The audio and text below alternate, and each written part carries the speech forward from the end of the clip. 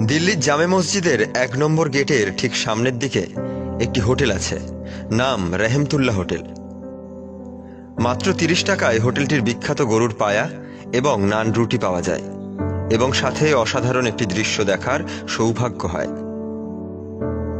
হোটেলের সামনে দিনের ৩ বেলায় মুসাফির অথবা অসহায় মানুষের ভিড় লেগে থাকে, কারণ হোটেল মালিক রেহমত ভাই প্রতিদিন এদেরকে বিনামূল্যে খাবার দিয়ে থাকেন, যা বছরের পর বছর ধরে চলে আসছে।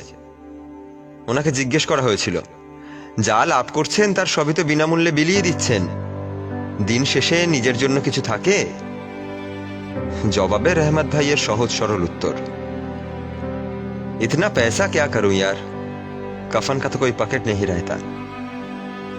এত পয়সা দিয়ে কি করব বন্ধু, কফনের কাপড়ে তো কোনো পকেট থাকে না। একজন সাধারণ মানুষের এই উপলব্ধি সত্যি অবাক করার মতো।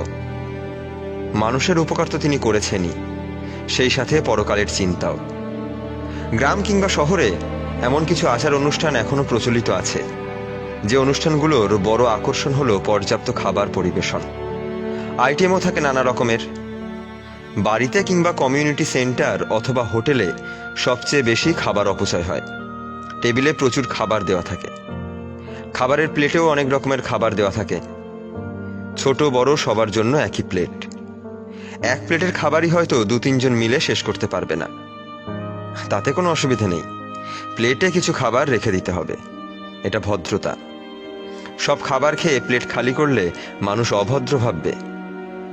অনেকেই ৪ ভাগের ১ ভাগও না খেয়ে হাত ধুয়ে নেন, অথচ খাবারের আশায় আশেপাশে ঘোরাঘুরি করতে দেখা যায় অনেক টোকাই বা গরিব ছেলে মেয়েদের, যাদের অনেকে খাবারের জন্য মারধর এমনকি অপমানও সহ্য করে। আমাদের অভিজাত শ্রেণীর ভদ্রলোকেরা খাবার নষ্ট করাকে ফ্যাশন মনে করেন।